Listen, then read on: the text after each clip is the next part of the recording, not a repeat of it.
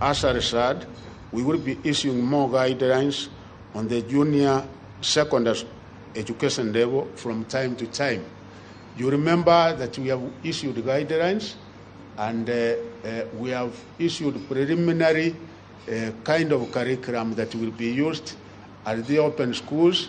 But again, the final one will be made by the Presidential Working Party, which is coming out towards the end of March. Once the report is presented to His Excellency the President the last week of March, we will be able to implement the recommendations that will be emanating therefrom. The Ministry will use the NEMIS platform for efficient and effective management and monitoring of runners in the school system. In this regard, principals will be required to file accurate daily returns on the status of reporting to schools. To mitigate against weak network coverage, the Ministry has developed an innovative offline admission application for principals which can be accessed through mobile phones. On the same note, principals are directed not to admit students on NEMIS before they physically report to the school. In addition, parents, guardians are encouraged to facilitate smooth admission of all runners to secondary schools by submission of the requisite documents for NEMIS registration. Affirmative action for transition and retention of needy students. The Ministry has been offering support to the needy students through ERIM scholarship. Previously, these efforts were further complemented by other scholarships from our partners from various organizations. In this regard, I wish to appreciate these scholarships and the bursary providers such as Equity Bank, Kenya Commercial Bank, Cooperative Bank of Kenya, National Government CDF.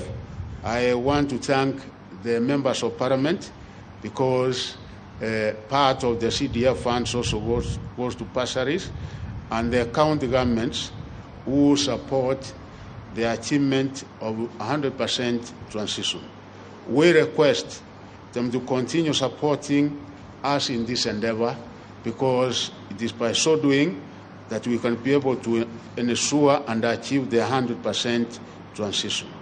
I take this opportunity to thank well-wishers who have supported at least a student in covering costs of other non-tuition related expenses such as school uniform and personal effects for the needy children. The Ministry shall also strengthen the school feeding and sanitary towels provision programs to enhance retention in schools. Notable is also the Eduafia medical cover for all students registered in NEMIS in public secondary schools. The Ministry has issued fees guidelines for the boarding students to which schools should adhere to. I wish to state that public secondary school fees for the 2023 academic calendar year will not be changed and will remain at Kenya shillings 53,544, while that of county and extra-county schools will remain at Kenya shillings 40,555. I want to repeat this, that we are following the Kiremi Mwiria Task Force report, which did come out with the figure that national schools should pay, and that remains the way it was since 2016 at 53,554, and for county and extra-county schools, and for extra-counties only those that are having boarding facilities, 40,555.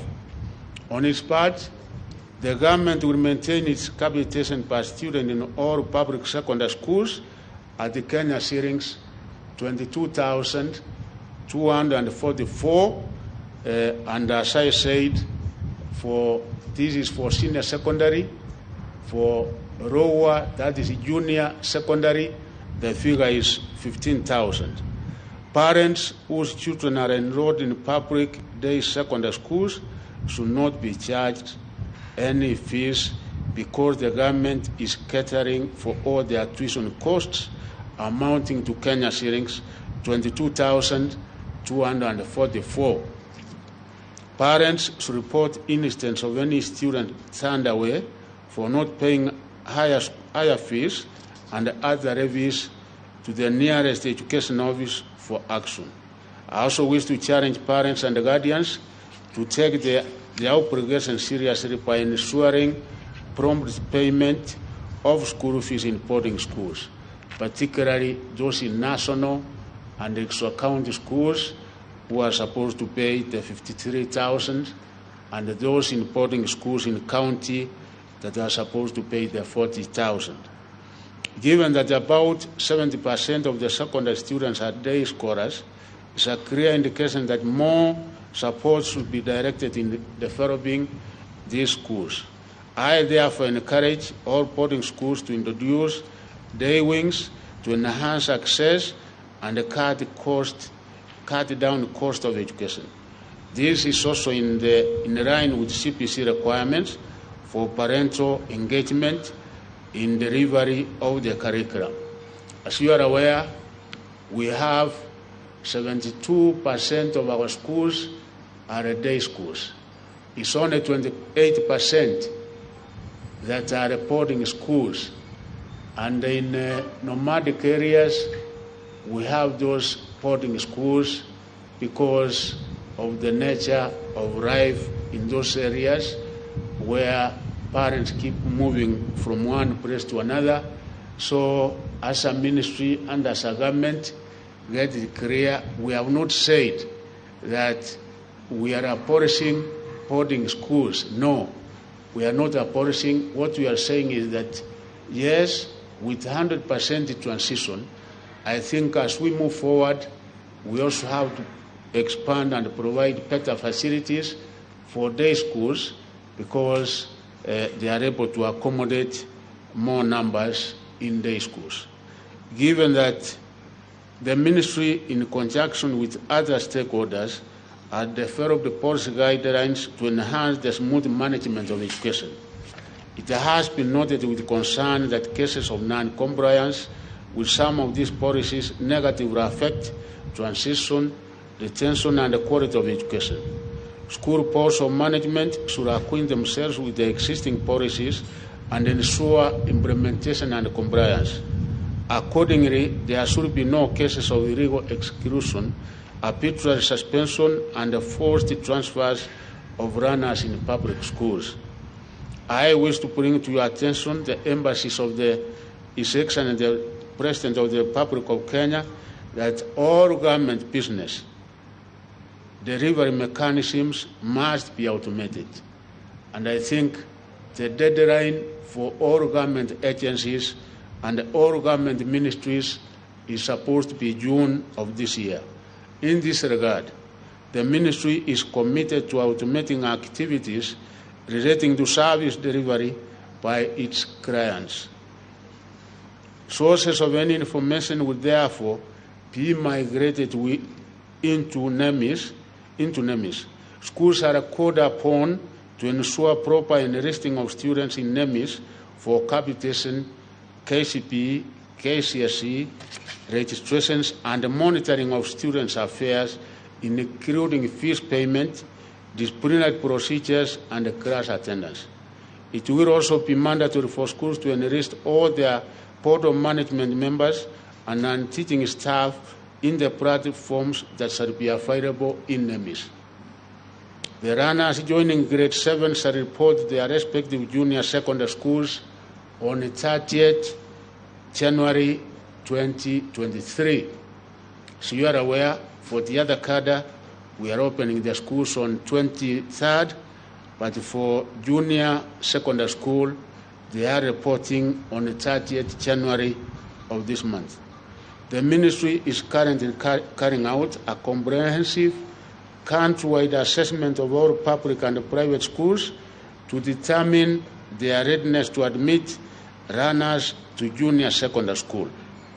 The exercise which began on 9th January 2023, set to end on this Friday, 20th January 2023. The assessment considers, among other factors, whether the respective school has adequate run to host the junior secondary school level, availability of buildings to be used as classrooms and laboratories, and whether the school has adequate water and power supply. As of Friday, 13th January 2023, a total of 14,589 public and private schools had been assessed. Of this, 13,221 schools had been approved to host the junior secondary schools. I direct our merged sectoral teams to work around the clock to ensure they complete the assessment exercise by the 20th January 2023 deadline. As you can also confirm from these figures, that out of the 14,000 public schools that have been so far assessed, over 13,000 qualify, meaning they meet the minimum criteria that we set, and the schools that are not going to qualify are actually very, very few. And even those that don't qualify, we find either the enrollment of the students is below the required number. You get probably they are 10, they are 15, and it therefore makes a lot of meaning that we transfer them to the neighboring school where there will be enough facilities, teachers, and the rest. And in this, we are also providing, ensuring that the laboratories are in place, and for the time being, as we are in the process of doing them, the neighboring secondary schools, where they are available, they will also be used while we are in the process of ensuring that each and every school has the required facilities. I now come to Form 1 selection. Form 1 selection and placement exercise was undertaken to ensure smooth transition from primary to secondary schooling for the 2022 KCPE examination candidates. This process has been carried out in a way that ensured fairness in the placement of KCPE examination candidates of 2022. The placement was based on choice, merit, and availability of places. The 2022 KCPE examination candidates constitute the sixth and second last cohort of runners under the 844 system to be admitted to secondary schools under the government policy of 100% transition. The ministry is committed to ensure that parents, guardians with runners joining Form 1 are not overburdened with unnecessary requirements. Principals should exercise caution while listing the requirements so that the cost of education is reduced as much as possible. And this one, we are insisting that we don't expect so many other requirements, because the policy of government is to make education accessible. So, apart from uniform and the amount that has been set by the government, we don't expect anything more. Principals should ensure that no student is sent away from school over illegal levies, and we are going to be very, very categorical, very strict on this. Let me now focus on the placement of 2022 KCPE candidates. The ministry has placed all eligible candidates appropriately in secondary schools in keeping with the 100% transition policy. This selection process was strictly guided by the principles of merit, choice, equity, and availability of space in placing candidates. This was conducted as follows. For county schools, I'm now going to give you a breakdown on the admission to the various categories of schools that we have in the country. To county schools, we have admitted female a total number of 107,461 to join those schools. Male, we have admitted 91,566, making a total of 199,027.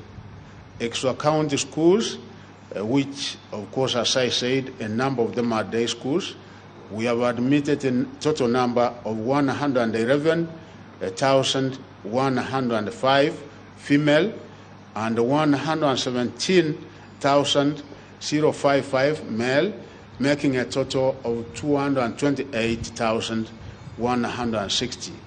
To national schools, we have a total of 106 national schools, as you are aware, in the entire country. And the female, we have been able to admit 18,794.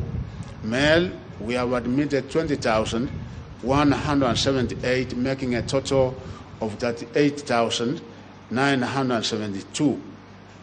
Special needs, we have admitted female 871, male 948, total 1,819. Sub-county schools, we have admitted the majority, this is accurate where the day schools are, 372,459. And those are the female. Male, we have admitted 387,203, making the total to be 762,610. Total admitted in all our schools, female is 610,690, male 616,950. So the total number of students admitted in all the 5 categories of our schools comes to 1,230,588, meaning that each and every one of them who did their KCPE as appraised in our secondary schools this year. In the appraisement, all candidates who scored 400 marks and above were placed in national or extra county schools of their choice. The special needs education candidates were also placed in the regular schools of their preference, while others were placed in special schools based on their disability categories on merit and choice. The ministry has applied affirmative action to achieve equity for children from the slum areas. In this year's selection, 270 students from slum areas were placed in national and extra county schools of their choice. This is in addition to those placed through merit and other criteria. This intervention is in line with the government policy to achieve parity in education by considering the needy and the vulnerable children in informal settlements in urban areas. For the first time, the ministry placed 9,019 runners from primary schools located in the refugee camps in public schools. This is in line with the 2017 Djibouti Declaration on Regional Refugee Education that stipulates the need to enhance the capacity of IGAD member states to implement commitments to quality education and learning for refugees and host communities. The following counties had inadequate capacities according to their candidature as indicated in the table. Nairobi County, number of schools that we have secondary are 109 secondary schools. The capacity to accommodate in those schools is 27,145. The number of candidates we had in the KCPE was 72,232, meaning that we have a deficit of 45,089. Kirivi County, we have a total of 164 secondary schools with a capacity of 31,258, and the KCB candidates we had was 41,5 10,470, meaning we have a deficit of 10,212. Mombasa, we have a total number of 56 schools, and the capacity is 12,801, with a total number of candidates being 22,360, meaning we have a deficit of 9,559. Kajiado County, we have 95 secondary schools with a capacity of 20,640. The number of KCP candidates were 25,605, and the deficit is 4,965. Turkana County, we have 63 secondary schools with a capacity of 12,096, and the candidates we had was 16,796 with a deficit of 4,700. Garissa County, we have 41 secondary schools with a candidature of with a capacity of 7,273. The candidature was 9,908. We have a deficit of 2,635. Kwara County, we have 104 secondary schools with a capacity of 22,633, and the number of candidates KCPE was 24,442 with a deficit of 1,809. Taita Taveta, we have 54 secondary schools with a capacity of 6,768. The total number we had of candidates was 8,477. We have a deficit of 1,709. Kitui County, we have 449 schools with a capacity of 41,184. The candidates we had was 42,262. We have a deficit of 1,078. Narok County, we have 171 schools. The capacity is 33,360. We have a number of candidates being 34,162. So we have a deficit of 902. Tana River, we have 38 secondary schools with a capacity of 5,232. We had a total of 6,035 candidates, so we have a deficit of 803. Baringo County, we have 176 schools with a capacity of 18,144. The number of candidates we had was 18,757. We have a deficit of 613. West Pokot, we have 185 secondary schools with a capacity of 16,178, and the number of candidates we had was 16,687. We have a deficit of 509. Ramu County, we have 27 secondary schools with a capacity of 3,264, and the number of candidates was 3,760. We have a deficit of 496.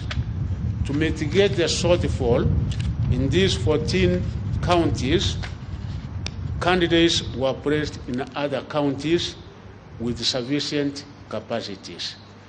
And mostly the neighboring counties where we have enough schools with infrastructure, meaning that even those counties that don't have adequate schools with adequate facilities, we have been able to cater for those students who were not able to get admission within their own counties.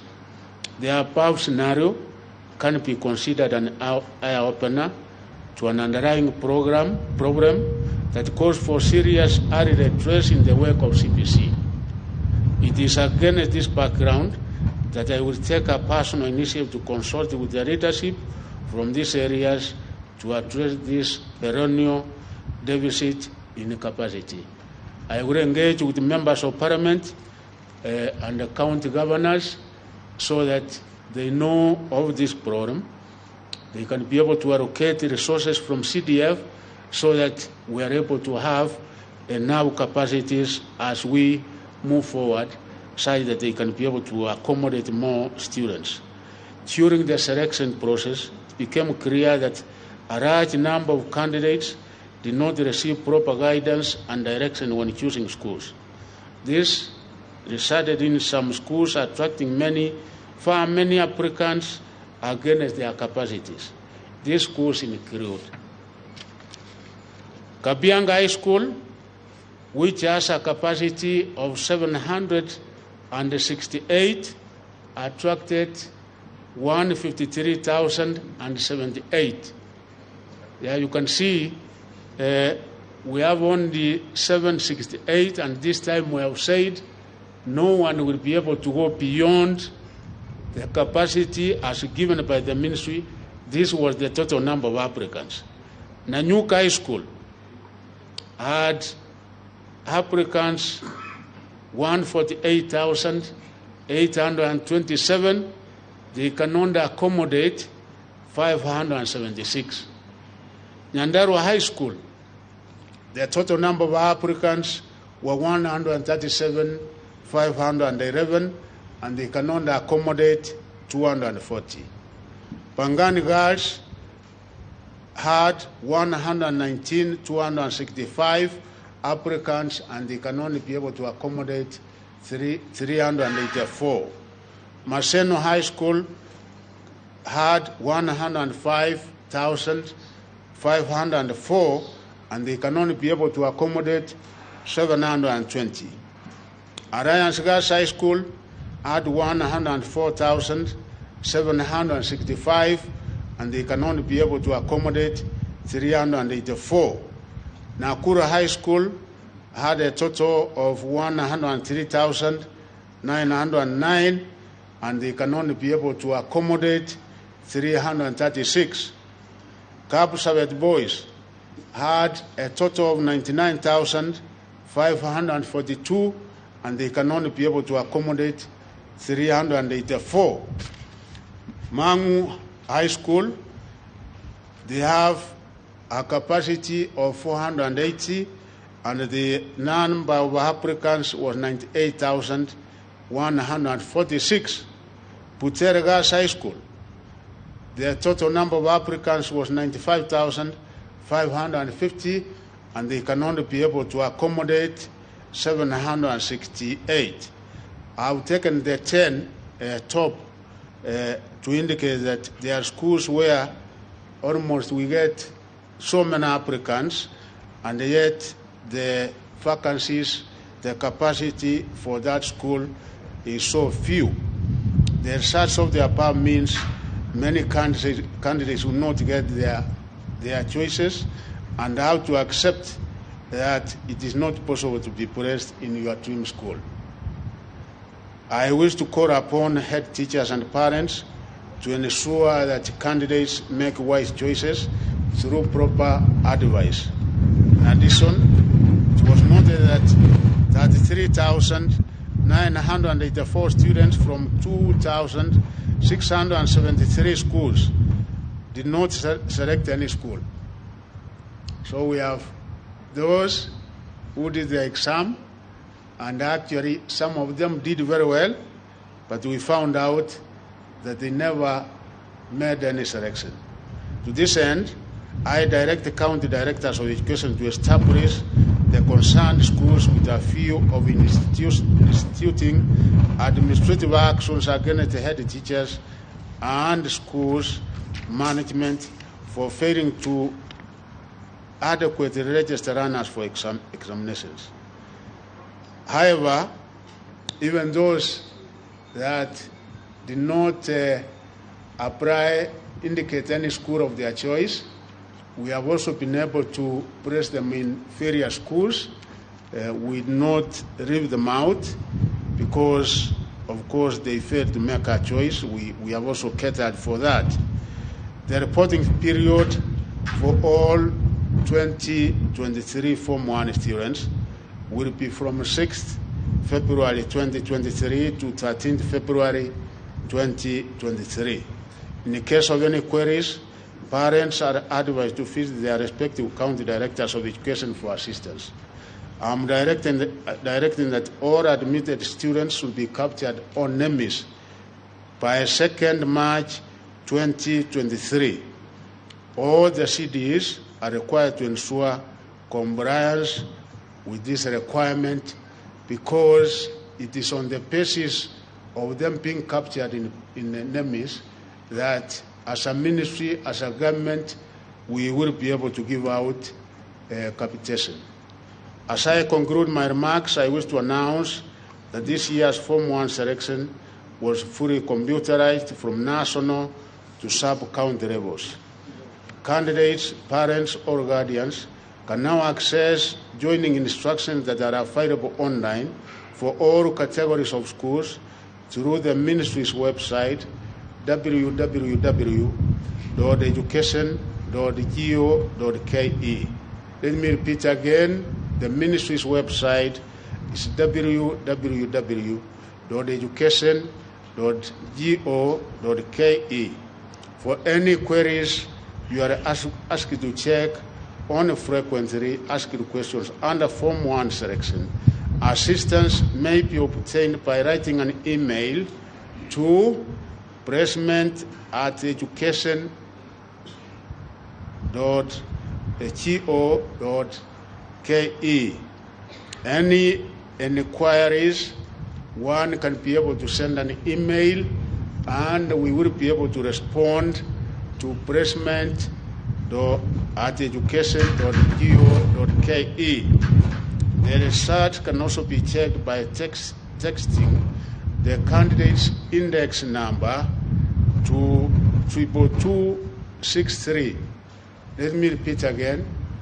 Parents can also be able to get the schools that their children have been taken to by indicating the candidate's index number to 22263. So from right now, as we conclude this, one will be able to know which particular school he or she has been admitted to. Schools will access and download their selection list by logging into the NEMIS platform. So each and every school, may it be a national, may it be extra county, may it be county or sub-county, will also be able to get the list of those who have been admitted into their respective schools by getting into the NEMIS platform. Parents are asked to take their runners to the schools they have been placed in. Those who may not be satisfied may approach desired schools for assistance. I now wish, ladies and gentlemen, to declare the 2023 Form 1 selection, placement and admission results for the 2022 KCPE examination candidates officially released. Thank you and God bless. Thank you very much, members of the press. We thank you for coming over, and I think that is it. We will be able to give you copies of this, and I said we are arranging, we are making an arrangement in a month's time or so, where we'll be engaging you from time to time because we require to communicate what is happening so that Kenyans can be able to understand, particularly on the junior secondary, that indeed all is well. We require to communicate for Kenyans to understand that CPC is the best way to go, of course, with the necessary amendments that has been done going forward. In case there is a question or two, I'm with my colleagues here. You can ask one question or two. I appears to come closer. And my CEO come closer. And where is Ned? Ned, and the DG come closer. Yeah. Yes.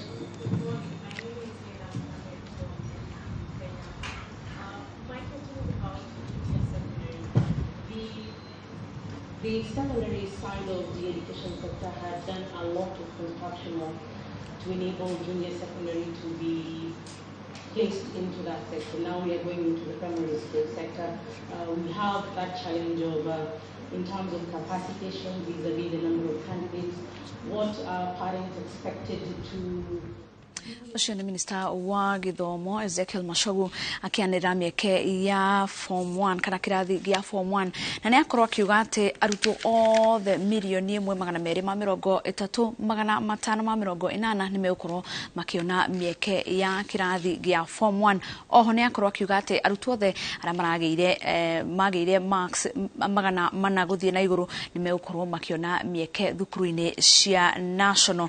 Oho ni akorwo akiuga tariki iria arutwo aya magakorwo makiripoti kana magithie thukuru kuma tariki 6 nginya mweri tariki 13 February mwaka uyu, na ni akorwo akiuga ati aciari othe na arutwo othe aria marenda kumenya hihi thukuru iria metitwo no makorwo magituma index namba yao, matume message kuri namba 222 ithatũ kana na githungu 22263 ni ukorwo kiona hihi thukuru iria mwana waku egukorwo etitwo. Ni akorwo akiuga ati nacio thukuru akorwo ni irenda kumenya hihi ni arutwo ariku metitwo thukuru-ini yao no makorwo makirora thini wa mutambo wa NEMIS. Ni akorwo akiariria maundu maingi. Oho ni akorwo akiuga ciĩgie marihi ma thukuru, na akorwo akiuga ati arutwo aria marathie thukuru cia national megukorwo makiriha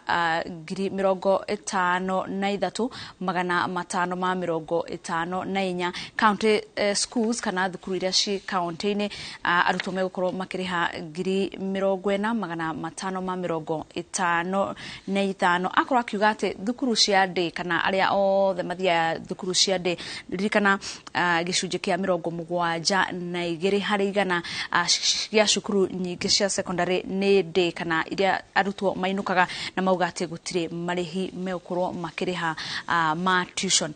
Oho ni akorwo akiariria uhoro wegie thukuru cia junior secondary, na akorwo akiuga ati mehariria mothe ma junior secondary no ni kurikirira mararikirira na ministry no iragithie na mbere guthurima hihi ni thukuru cigana igukorwo ikinyanĩire ikero cia gukorwo ikiadmit kana ikioya arutwo guthomera junior secondary. Na akorwo akiuga ati gatagati ga thukuru 14,589 ni thukuru iria ikoretwo igithurimwo, na gatagati gacio makiria ma thukuru 13,000 ni kinyite igiro iria ciagirire cia gukorwo ikioya arutwo acio junior secondary. Ni akorwo akiuga ati aciari nio megukorwo makigurira arutwo nguo kana uniform cia guthie junior secondary, na akorwo akiuga ati thukuru cia